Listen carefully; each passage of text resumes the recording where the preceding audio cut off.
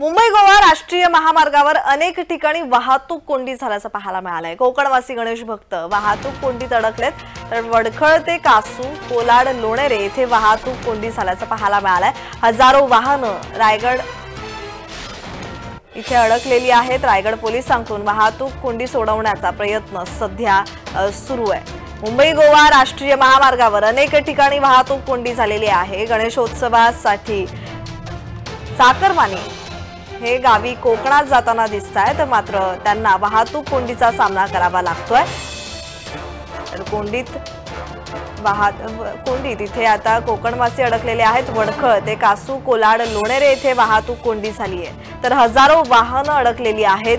रायगड पोलिसांकडून वाहतूक कोंडी सोडवण्याचा प्रयत्न सध्या सुरू आहे।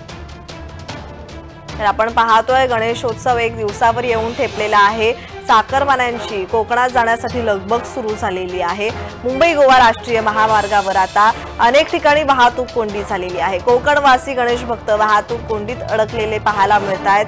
नाहक त्रास त्यांना सहन करावा लागतोय। वडखळ ते कासू, कोलाड, लोणेरे येथे वाहतूक कोंडी झालेली आहे, तर हजारो वाहनं इथे अडकलेली आहेत। तर रायगड पोलिसांकडून वाहतूक कोंडी सोडवण्याचा प्रयत्न सध्या सुरू आहे।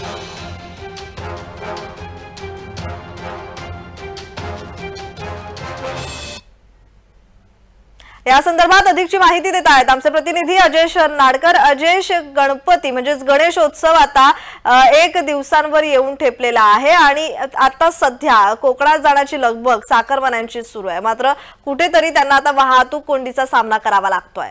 या संदर्भात अधिकची माहिती। प्रज्ञा, सलग दुसऱ्या दिवशीही मुंबई गोवा महामार्गावर वाहतूक कोंडीचा सामना हा साखरमाने आणि गणेश भक्ताला करावा लागला। जर आपण मुंबई गोवा महामार्गाचा विचार केला तर कोलाड असेल, लोणेरे असेल आणि माणगाव या ठिकाणी आज देखील वाहतूक कोंडी निर्माण झाली होती आणि याचा फटका जो आहे तो चाकरमान्याला बसला होता। उद्यापासूनच गणेश उत्सवाला सुरुवात होणार आहे। हे असंख्य मुंबईकर जे आहेत ते आपल्या आपल्या गावी निघालेले आहेत आणि त्यांना कुठेतरी या वाहतूक कोंडीचा फटका बसला आहे। अनेक वेळ या वाहतूक कोंडीमध्ये ते अडकून बसले होते, मात्र पोलीसच्या प्रयत्नाने ही वाहतूक कोंडी आता कुठेतरी सुरळीत झाल्याचं चित्र पाहायला मिळत आहे।